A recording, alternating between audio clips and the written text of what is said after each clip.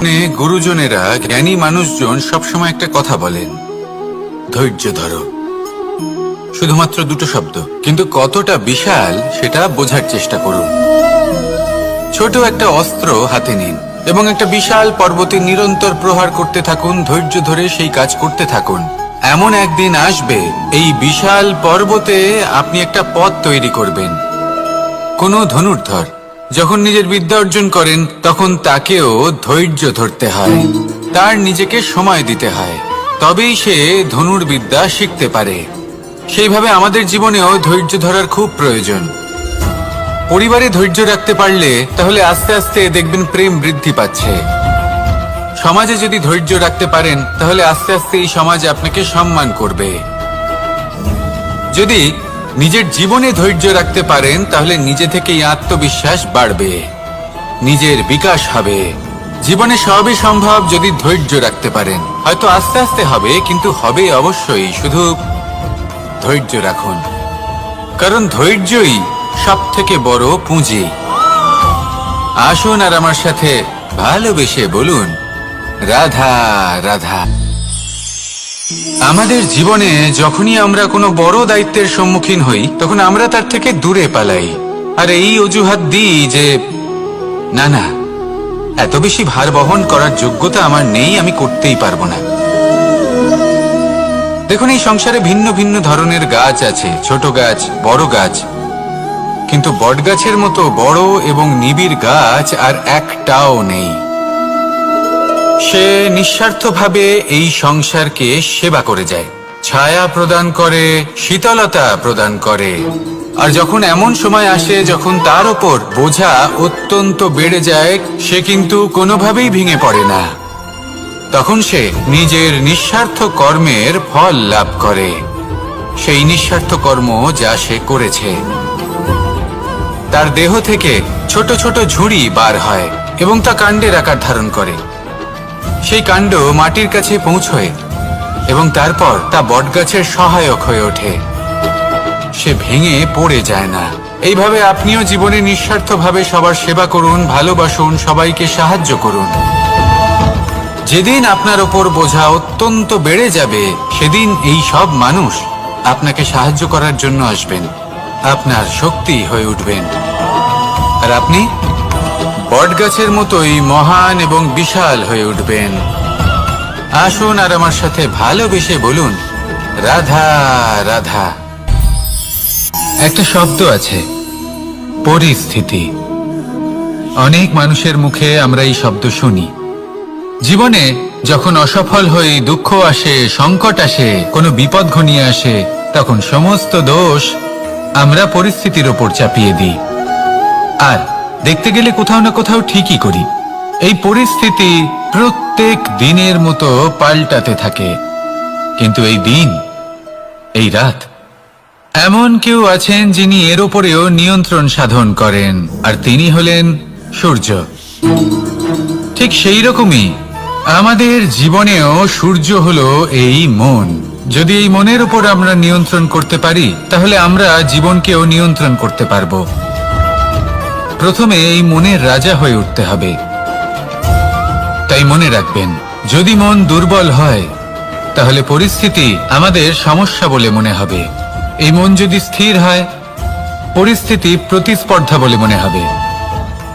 আর এই মন যদি শক্তিশালী হয়ে ওঠে, তাহলে যে কোনো পরিস্থিতি আপনার কাছে একটা সুযোগ মাত্র, এমন এক সুযোগ যাতে অগ্রসর হয়ে আপনি মহান হয়ে উঠতে পারেন। এই মনের শক্তির বৃদ্ধি ঘটান, মহান হয়ে উঠুন, আর আমার সাথে ভালোবেসে বলুন, রাধা রাধা। খুব সুন্দর একটা কাহিনী আছে। একবার এক ব্যক্তি নিজের অসফলতার জন্য ত্রস্ত হয়ে সময় দেবতার তপস্যা করতে বসলেন। উনি তপস্যা করলেন এবং সময় দেবতা প্রসন্ন হলেন, মানুষের রূপ ধারণ করে ওনার সামনে প্রকট হলেন। এবার সেই ব্যক্তি ওনাকে জিজ্ঞেস করলেন যে কি এমন আছে যার জন্য আপনি বারবার জয়ী হন আর আমি চিরকাল পরাজিত হয়ে থাকি? কেন এত পরিশ্রম করা সত্ত্বেও আমি সাফল্য লাভ করতে পারি না? তখন সময় দেবতা উত্তর দিলেন যে দিন হোক বা রাত, ঝড় হোক বা ভূমিকম্প, রোদ হোক বা বৃষ্টি হোক, সময়ের সূত্রপাত হোক বা প্রলয়, আমি থামি না, আমি চলতেই থাকি। আর সেই জন্য যিনি থেমে যান তিনি পরাজিত হন, আর আমি জয়ী হই। এটাই আমাদের শিখতে হবে। জীবনে সবসময় চলতে থাকুন, কখনো থামবেন না। হ্যাঁ, কিছুক্ষণের জন্য বিরতি নিতে পারেন, বিশ্রাম করার জন্য, নিজেকে আরো সশক্ত করে তোলার জন্য, কিন্তু থেমে যাবেন না।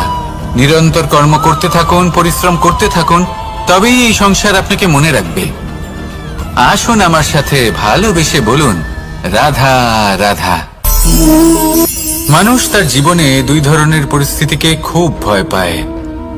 এক, কোনো কারণবশত কারোর সামনে নত হওয়া। দুই, কোনো কারণে নিজের চরিত্র থেকে, নিজের মূল্যবোধ থেকে বিচ্যুত হওয়া। এবার কেন হয় এরকম যে কথায় কথায় কারোর সামনে নত হতে হয়? কেন বারংবার নিজের চরিত্র থেকে চ্যুত হতে হয়? এরকম কেন হয়? এটা তখনই হয় যখন আমাদের শিক্ষা এবং মূল্যবোধের অভাব থাকে। যদি মানুষের মধ্যে প্রকৃত শিক্ষা থাকে, তাহলে এই সংসারে কোনো সময় এবং কারোর সামনেই নত হওয়ার কোনো প্রয়োজন নেই। যদি মানুষের মধ্যে মূল্যবোধ থাকে, তাহলে তাকে নিজের মূল্যবোধ বা চরিত্র থেকে বিচ্যুত হতে হয় না, তা সে যাই হয়ে যাক না কেন।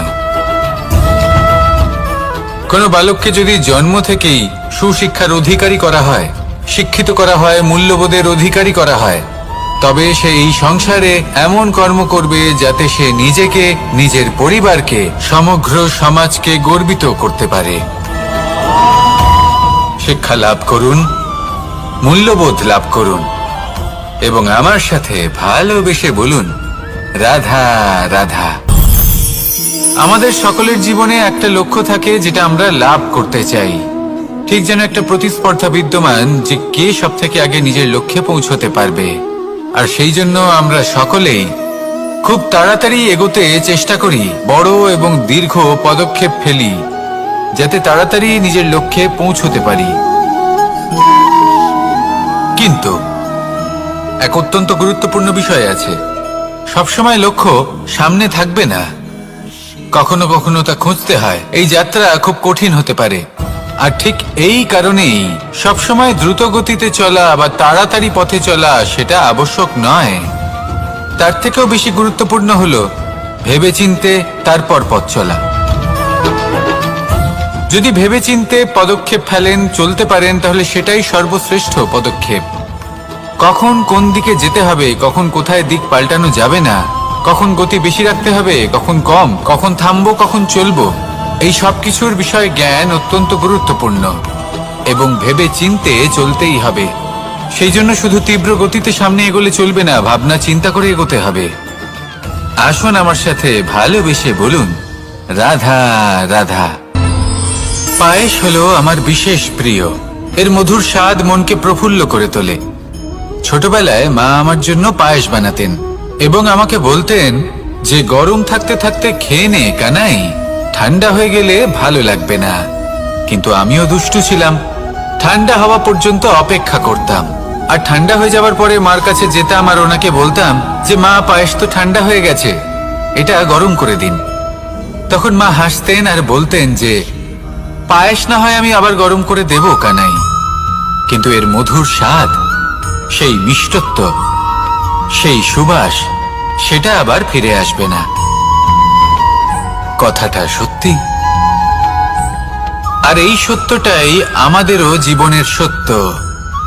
আমাদের জীবনের মধুর সম্পর্কগুলি, এতে যখন কটুভাব প্রবেশ করে, তখন সেই মিষ্টত্ব ফিরিয়ে আনা প্রায় অসম্ভব ব্যাপার হয়ে যায়। আপনি চেষ্টা করে সেই সম্পর্ক ঠিক করতেই পারবেন, তার জন্য অগাধ পরিশ্রম করতে হবে, কিন্তু আবার সেই মিষ্টত্ব কখনো ফিরে আসবে না। সেই জন্য আপনার জীবনের যে মধুর সম্পর্ক আছে, যতটা সম্ভব চেষ্টা করুন তাতে মিষ্টত্ব বজায় রাখতে। কটুভাব আসতে দেবেন না। আসুন আর আমার সাথে মধুর স্বরে বলুন, রাধা রাধা। শব্দ, শব্দ আসলে কি? শুধুই কয়েকটি অক্ষরের সমষ্টি, নাকি আমাদের বাণী? এই শব্দ এমন এক শক্তি যা কাউকে এই নিজের বশবর্তী করে ফেলতে পারে। শব্দ এমন এক অস্ত্র যা কাউকে ক্ষত বিক্ষত করে দিতে পারে। এই শব্দ হলো একটি নাদ স্বরূপ যা কোনো ঘুমন্ত ব্যক্তিকেও জাগিয়ে তুলতে পারে এবং নিজের লক্ষ্যের দিকে অগ্রসর করতে পারে। শব্দে এত শক্তি আছে যে কারোর মনে এতটা আঘাত দিতে পারে যে সে হয়তো জীবনে আর কখনো এগোতেই পারল না। তাহলে এই শব্দের প্রয়োগ খুব ভেবেচিন্তে করবেন। এবং এই শব্দের মতোই হলো নীরবতা। অনেক সময় এই নীরবতা আমাদের সহায়ক হয়ে ওঠে। অনেক সময় এটা আমাদের অনুশোচনাকে অনেক বেশি বাড়িয়ে তুলতে পারে। ভীষ্ম পিতামহ, অঙ্গরাজ কর্ণ যখন দ্রৌপদীর বস্ত্রহরণ হচ্ছিল তখন এনারা নীরব ছিলেন। দুর্যোধনের বিরোধিতা করেননি, ওকে বাধা দেননি। আর তারপর কি হলো সেটা আপনারা সকলে জানেন। দেখতে গেলে নীরবতা চুপ করে থাকা, কিন্তু যদি কোনো দুষ্টের সামনে চুপ করে থাকেন, যদি তার বিরোধিতা না করতে পারেন, তাহলে এই নীরবতাই অনেক বড় পাপের আকার ধারণ করে। মনে রাখবেন আর আমার সাথে ভালোবেসে বলবেন, রাধা রাধা। আভূষণ। কার না ভালো লাগে এই আভূষণ? আমরা পরিশ্রম করি, ধন অর্জন করি আর আভূষণ কিনে থাকি, কখনো নিজের জন্য, কখনো বা তাদের জন্য যাকে আমরা ভালোবাসি, বা তাদের জন্য যাকে আমরা সম্মান করি। হয়তো সেই জন্যই সীতা চূড়ামণি ধারণ করেছিলেন এবং আমি সামন্তকমণি। কিন্তু এটাই কি সেই প্রকৃত আভূষণ যা আপনার মূল্য বৃদ্ধি করে? না।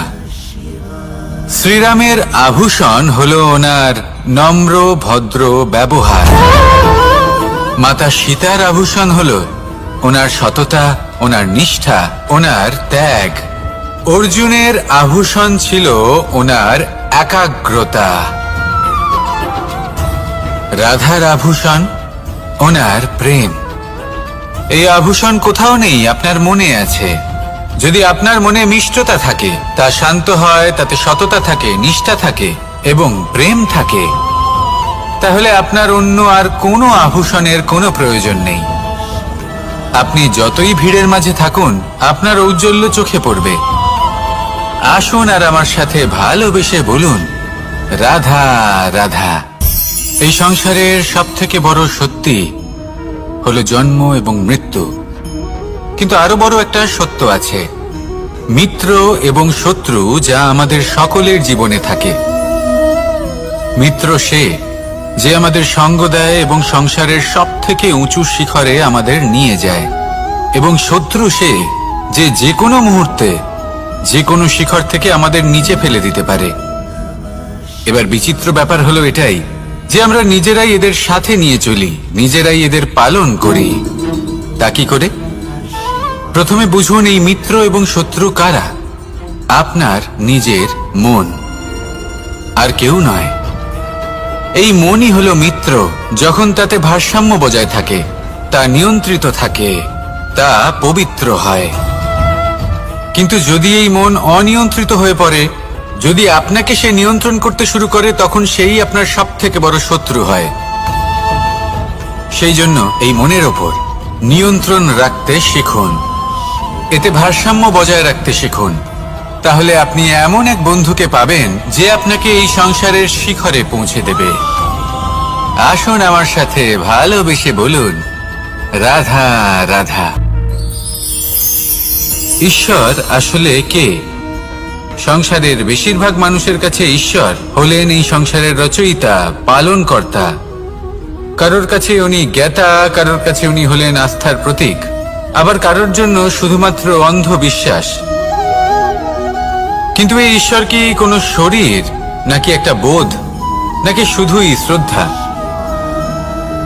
ঈশ্বর হলেন তিনি যিনি হলেন আপনার ইষ্ট। সেই জন্যই তো গুরু, মাতা, পিতা এনাদেরও ঈশ্বরই বলা হয়েছে।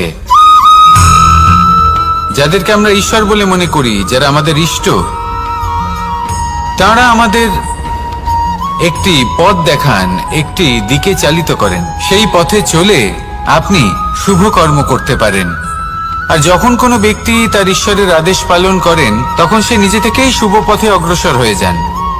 বেশ কয়েকজন মানুষ ঈশ্বরের ওপর আস্থা রাখেন এবং ভাবেন যে অনুচিত কোনো কাজ করা উচিত নয়, ঈশ্বর দেখছেন। ওনারা ভয় পান যে কোনো অনুচিত কর্ম করলে কে জানে তার পরিণাম কি হবে। এমন অনেক ব্যক্তি রয়েছেন যারা ঈশ্বরকে বিশ্বাস করেন এবং জানেন যে ঈশ্বর তাদেরকে দেখছেন, তাই যে যে শুভ কর্ম ওনারা করেছেন তার ফল তারা অবশ্যই পাবেন। এবার আপনি ভয় পেয়ে ঈশ্বরকে বিশ্বাস করবেন নাকি বিশ্বাসের দ্বারা ঈশ্বরকে বিশ্বাস করবেন, সেই সিদ্ধান্ত আপনারই। কিন্তু হ্যাঁ, যদি আপনার মনে ঈশ্বরের জন্য কোনো স্থান থাকে, যদি আপনার কোনো ইষ্ট থাকেন, যদি আপনি কাউকে ঈশ্বর মনে করেন যার প্রত্যেক আদেশ আপনি পালন করে থাকেন, তাহলে বলি ঈশ্বর কখনো আপনাকে অনুচিত পথে চালিত করবেন না। আসুন আমার সাথে ভালোবেসে বলুন, রাধা রাধা। এই সংসারে ভিন্ন ভিন্ন ধরনের গাছ আছে, অসংখ্য ধরনের প্রজাতি আছে। কিছু গাছ পাতা দিয়ে থাকে, কিছু ফুল, কিছু ফল।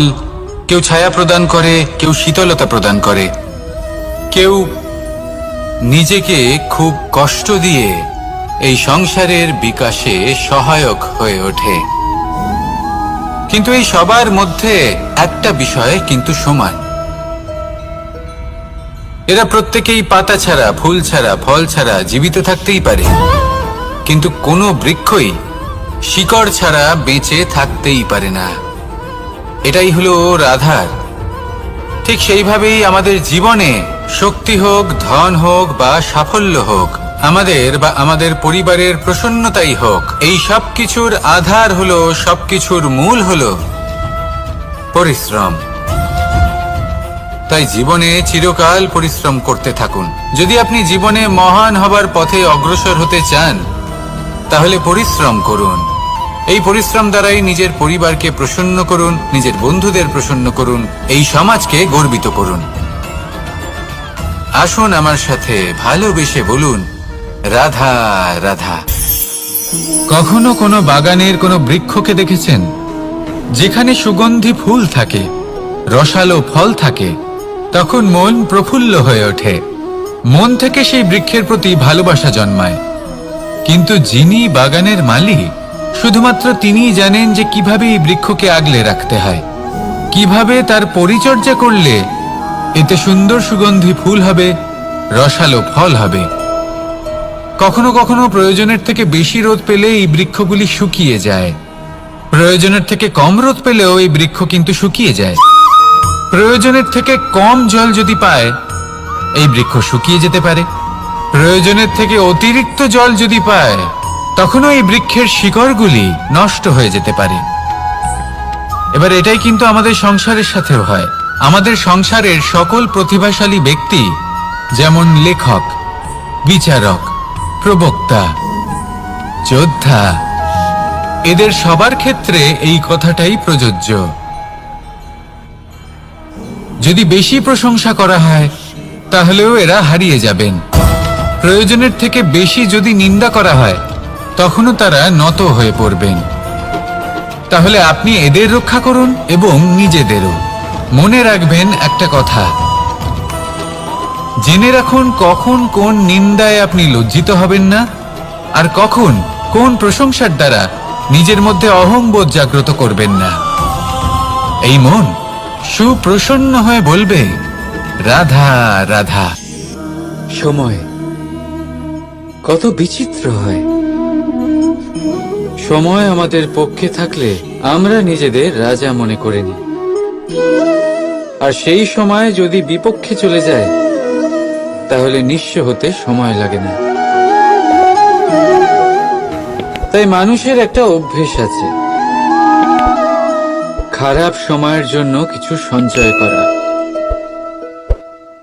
আত্মীয়, বন্ধু খারাপ সময় পাশ থেকে সরে যায়। যশ, মান প্রতিকূল সময় চিরস্থায়ী হয় না। তাই মানুষ মনে করে অর্থ সঞ্চয় করাই শ্রেয়। অর্থের কোনো হৃদয় নেই যা সময়ের সাথে পরিবর্তিত হবে। সংসার বলে সর্বদা অর্থ সঞ্চয় করতে থাকুন। খারাপ সময়ে অবশ্যই কাজে লাগবে, কিন্তু আমি বলবো শুভ কর্ম করতে থাকুন, আনন্দে থাকুন, নিজের ওপর আর ঈশ্বরের ওপরে বিশ্বাস রাখুন। খারাপ সময় কখনো আসবেই না। রাধা রাধা। মানুষ নিজের পরিবারের জন্য কত কিছুই না করে, দিন রাত পরিশ্রম করতে থাকে যাতে তার পরিবারের প্রয়োজন পূরণের জন্য অর্থ রোজগার করতে পারে। কিন্তু শুধু অর্থ রোজগার করাটাই কি যথেষ্ট? আপনি বলবেন হ্যাঁ, নিশ্চয়ই। অর্থ দিয়ে সবকিছু পাওয়া যায়, বিদ্যা পাওয়া যায়, বাড়ি পাওয়া যায়, ওষুধ পাওয়া যায়, আর কত কিছুই না পাওয়া যায়। এই সব একটা পর্যায় পর্যন্ত সঠিক, কিন্তু একটু মন দিয়ে ভেবে দেখুন, যখন কোনো শিশু অসুস্থ হয়ে পড়ে তখন সে ওই তিক্ত ওষুধ কেন খেয়ে নেয়? এই জন্য কারণ ওর পিতা সেই ওষুধ অর্থ দিয়ে কিনেছে? না, বরং এই জন্য কারণ তার পিতা যে তার সামনে দাঁড়িয়ে, তার উপরে তার বিশ্বাস আছে। বিশ্বাস আছে যে উনি তার কিচ্ছু হতে দেবেন না। এই বিশ্বাস, এই সংস্কার, এই শিক্ষা কখনো অর্থ দিয়ে পাওয়া যায় না। এটা পাওয়া যায় সেই সময় থেকে যা মাতা পিতা তাদের সন্তানের সাথে কাটিয়েছেন। তাই জীবনে অর্থ অবশ্যই উপার্জন করুন, কিন্তু নিজের পরিবারকেও সময় দিন, আনন্দ পাবে। রাধা রাধা। প্রকৃতি মানুষকে এক বিশেষ শক্তি দিয়েছে, অন্য জীবের থেকে বেশি শক্তি দিয়েছে। স্মরণ শক্তি। এই শক্তি মানুষকে অন্য জীবের থেকে ভিন্ন করে, ইতিহাস রচনা করার প্রেরণা দেয়, জ্ঞানকে বংশানুক্রমে এগিয়েও নিয়ে যায়। আর যারা ভুলে যান, অধিকাংশ সময় তারা উপহাস আর দয়ার পাত্র হয়ে যান। কিন্তু এটাই কি প্রকৃত রূপে সত্য? না। এই স্মরণ শক্তি মানুষের বিকাশের সব থেকে বড় বাধা হয়ে দাঁড়ায়, তার মনকে দূষিত করে দেয়। খারাপ অভিজ্ঞতা, কারোর করা বিশ্বাসঘাতকতা, কারোর কটাক্ষ বেশিরভাগ মানুষই ভুলতে পারেন না, আর তারপর প্রতিশোধ নিতে উদ্যত হন। প্রথমে সময় নষ্ট করেন প্রতিশোধের প্রস্তুতিতে, আর তারপর সময় নষ্ট করেন প্রতিশোধ নেওয়ার সুযোগ খুঁজতে। যদি সন্তুষ্টি পেতে চান, যদি জীবনে আনন্দ পেতে চান, তাহলে স্মরণ শক্তির সদ্ব্যবহার করুন। নিজের স্মরণ শক্তিকে চালনা করুন শুধুমাত্র ভালো কথা আর ভালো স্মৃতির দিকে। জীবনে আনন্দ পাবেন। রাধা রাধা। জীবন কি? এই জীবন আমরা জন্ম নিই, বড় হয়ে উঠি, আমাদের মা বাবা আমাদের পালন করেন, তারপর তাদের অর্থ দিয়ে আমাদের বাল্যকাল কাটে, আমরা আরো বড় হই, বিবাহ বন্ধনে আবদ্ধ হই, আমাদেরও সন্তান হয়, আমরা তাদের পালন করি, তারপর আমরা বৃদ্ধ হই, আর একদিন এই সংসার ছেড়ে আমরা সকলে চলে যাই। এটাই কি জীবন? আপনার মনে এই প্রশ্ন হয়তো অনেকবার জেগেছে, তাই না? এবার একটু জলের যাত্রাপথ লক্ষ্য করুন। সাগর থেকে বাষ্প হয়ে ওঠে এই জল, মেঘ হয়ে ঝরে পড়ে সে, তারপর নদী হয়ে আবার সাগরে মিলিয়ে যায়। কিন্তু কখনো এই প্রশ্ন করে না যে তার জীবন কি, তার উদ্দেশ্য কি। প্রতিটা মুহূর্ত বাঁচে সে, আর অন্যদের যতখানি সম্ভব সাহায্য করে। যখন সাগরে থাকে তখন অসংখ্য জীবকে জীবন দান করে। যখন সাগর থেকে বাষ্প হয়ে মেঘ হয়ে যায়, তখন চাষিদের মনে এই আশা জাগায় যে ফসল আবার ফলবে। যখন বর্ষা হয়ে ঝরে পড়ে, তখন এই শুকনো তৃষ্ণার্ত ধরিত্রীর তৃষ্ণা মেটায়। আর যখন নদীতে থাকে, তখন তার পাড়ে নানান গাছপালার জন্ম দেয়। কিন্তু ভাবুন, জল কি কখনো এটা ভাবে যে তার জীবন কি বা তার জীবনের উদ্দেশ্যটাই বা কি? না, সে শুধু নিজের ধর্ম পালন করে যায় আর যতটা সম্ভব সবাইকে আনন্দ প্রদান করতে থাকে। সেই জন্যই জীবনে কখনো এই প্রশ্ন করবেন না যে এই জীবন কি, এই জীবনের উদ্দেশ্য কি।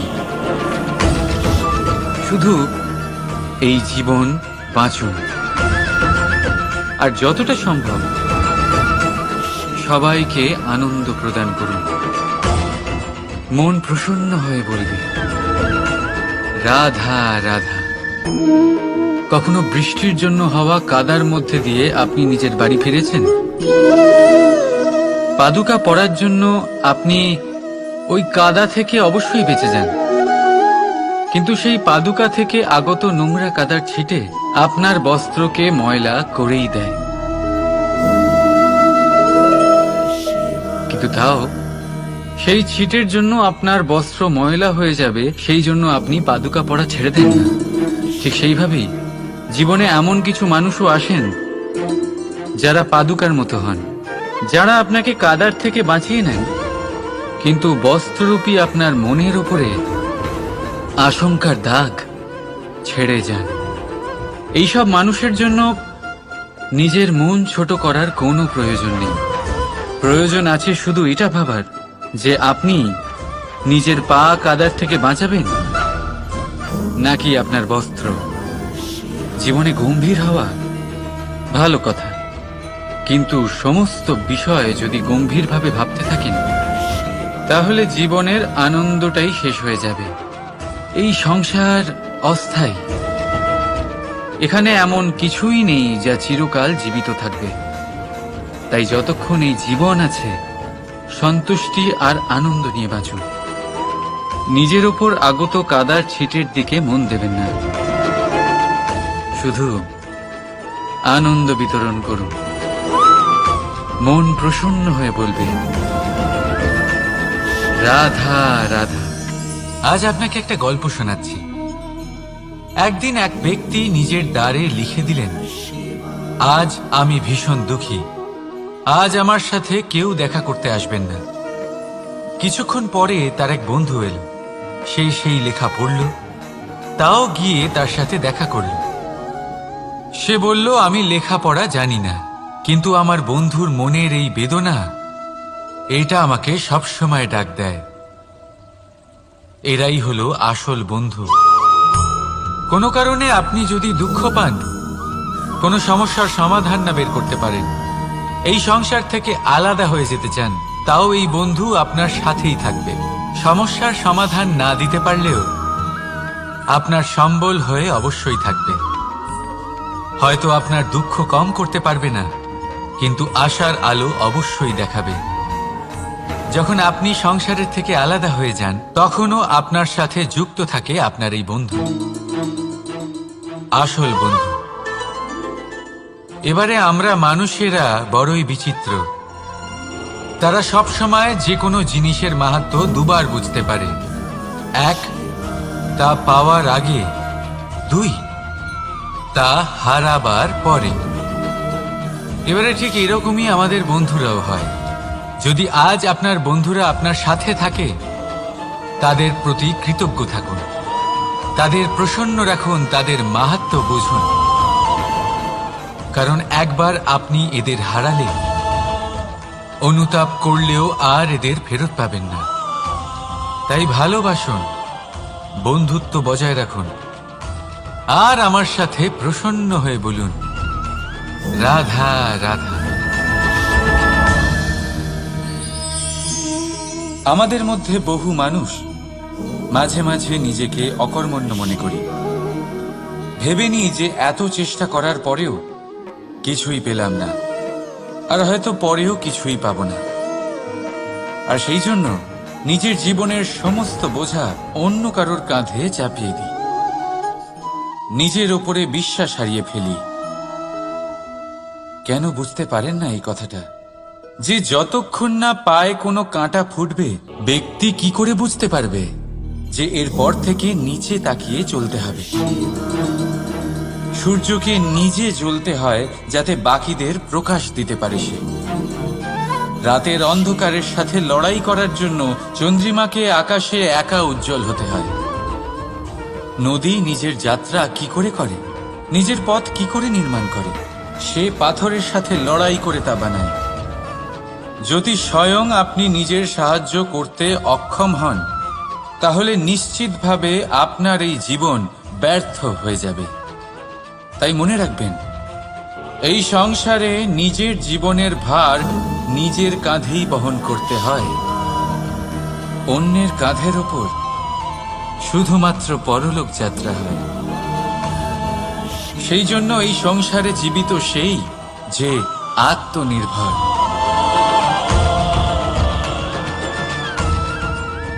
রাধা রাধা।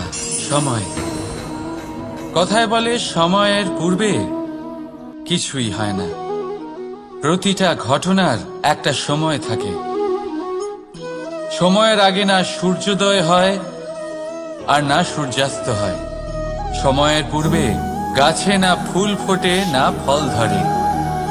কিন্তু একটা কথা ভেবে দেখুন, যদি বর্ষা আসার আগে কৃষক ভূমিকে না প্রস্তুত করে, বীজ রোপণ না করে, তাহলে কি ফসল ফলবে? যদি কোনো যোদ্ধা যুদ্ধের পূর্বে নিজের অস্ত্রে ধার না দেয়, তাহলে সে যুদ্ধ কি করে লড়বে?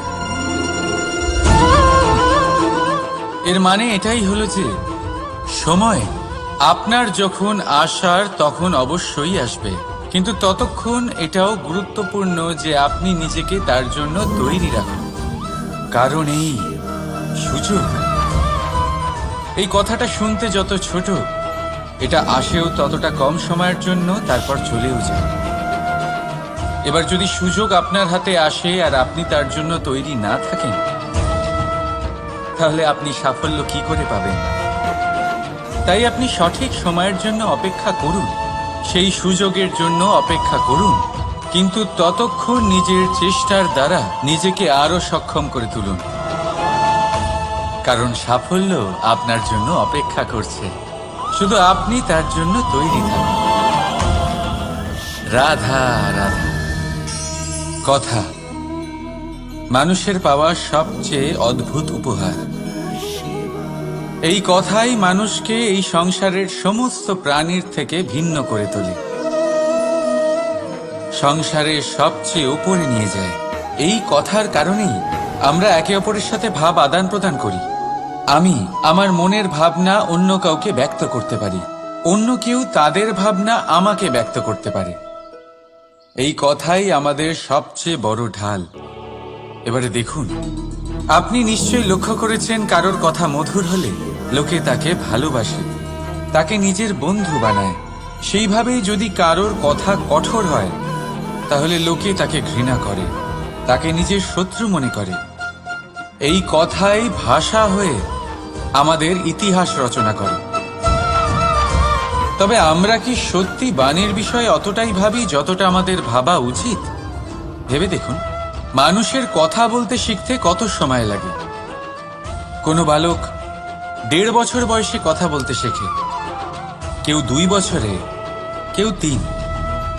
এবার দেখুন, মানুষ 1.5 বছর বয়সে কথা বলতে শিখে গেলেও তার কি বলা উচিত এটা সারা জীবনেও শিখতে পারে না। এর উপরে মনোনিবেশ করুন, এটা বোঝবার চেষ্টা করুন কি বলা উচিত। নিজের কথা শুদ্ধ করুন, নিজের কথা মধুর করুন, আর সেই মধুরতার সাথে আমার সঙ্গে বলুন, রাধা রাধা। এই লক্ষ্য আসলে কি? এই লক্ষ্য তাই যা আমরা পেতে চাই। এই সংসারে সুখী কে হয়? সুখী সেই যে তার লক্ষ্য পেয়ে গেছে। দুঃখী কে হয়? দুঃখী সেই যে তার লক্ষ্য এখনো পায়নি। এবারে প্রশ্ন এখন এটাই যে লক্ষ্য সবাই পেতে চায়, লক্ষ্য পাওয়ার জন্য সবাই প্রাণপণ চেষ্টাও করে, তাহলে সবাই তাদের লক্ষ্যে পৌঁছতে পারে না কেন? ঠিক আছে, কোথাও না কোথাও কিছু না কিছু কমতি থেকেই যায়, যাই বাধা থাক। আজকে আমি আপনাকে একটা উপায় বলবো এই লক্ষ্য পাওয়ার জন্য। একটা কাগজ নিন, তাতে একটা চিহ্ন বানান, সেটাই হবে আপনার লক্ষ্য। এবারে সেই লক্ষ্যে পৌঁছানোর একটা পথ বানান। এবারে এই যাত্রাকে ভিন্ন ভিন্ন ভাগে বিভাজন করে দিন। এবারে এটা হলো আপনার পরিকল্পনা। এবার এই পরিকল্পনা ক্রমানুসারে আপনি পালন করতে থাকুন। এটাই হবে আপনার চেষ্টা। এবার এইভাবে যদি আপনি চেষ্টা করতে থাকেন, যাই আপনার কল্পনা হোক না কেন, তা বাস্তব অবশ্যই হবে। তাহলে এই কল্পনাকে বাস্তবে রূপান্তরিত করুন। এইভাবেই নিজের পরিকল্পনা পালন করতে থাকুন। আপনার যাই কল্পনা থাকুক বা যাই লক্ষ্য থাকুক, তা বাস্তবে পরিণত হয়ে আপনার হাতে অবশ্যই আসবে। রাধা রাধা। বাবার এক মিত্র ছিলেন, বড়ই দুঃখী ছিলেন, বিপদে পড়েছিলেন। কি করবেন? ব্যবসা ভালোভাবে চলছিল না, বাড়িতে শান্তি ছিল না, সমস্ত জায়গায় ক্ষতি হচ্ছিল। তাই উনি একজন জ্যোতিষীকে দেখালেন। জ্যোতিষী বললেন, আপনার যে বাড়ি আছে সেটা আপনার জন্য অশুভ, আপনার এই বাড়ি পাল্টে ফেলুন। উনি বাড়ি পাল্টে ফেললেন, তবুও ওনার সমস্যার সমাধান হলো না। তারপর একজন জ্ঞানী ব্যক্তি ওনাকে বললেন যে আপনার জামা কাপড়ের যে রং, সেটা বিপদকে আমন্ত্রণ জানাচ্ছে, এই জামা কাপড়গুলিকে পাল্টে ফেলুন। উনি সেগুলো পাল্টে ফেললেন, তাও সমস্যার সমাধান হলো না। আবার একজন জ্ঞানী ব্যক্তি বললেন যে আপনার আশেপাশে যে মানুষজন রয়েছে, তারা এটা চায় না যে আপনি সফল হন, তারা আপনার ক্ষতি চায়, তাদের সাথে সমস্ত সম্পর্ক ভেঙে ফেলুন। তো উনি সম্পর্ক ভেঙে ফেললেন, কিন্তু তাতেও ওনার জীবনে কোনো পরিবর্তন এলো না। তার মানে তিনি বাড়ি পাল্টালেন, জামা কাপড় পাল্টালেন, সম্পর্ক পাল্টালেন, যেটা পাল্টালেন না তা হলো স্বভাব। এই যে স্বভাব, এটা অত্যন্ত গুরুত্বপূর্ণ। এই স্বভাবই আপনার ব্যক্তিত্ব তৈরি করে।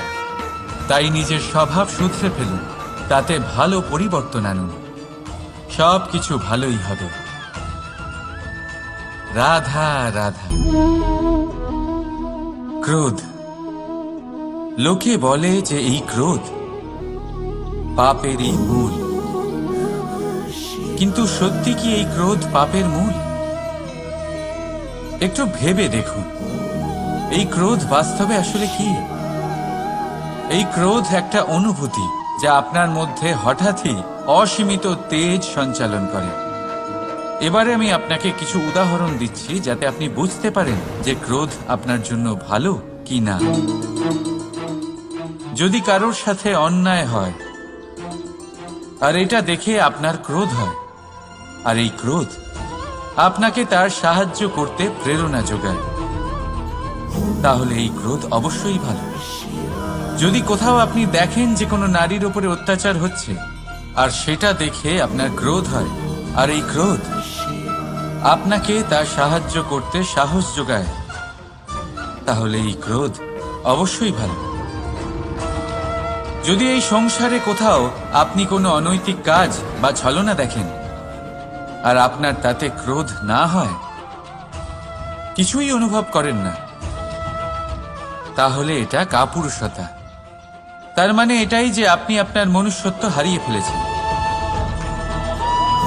তাই এটা বোঝার চেষ্টা করুন, আপনার ক্রোধের তেজের ব্যবহারের উপরে নির্ভরশীল হলো এই ক্রোধ আপনার জন্য পাপের সমান, নাকি এই ক্রোধ আপনার জন্য পুণ্যের স্থাপক।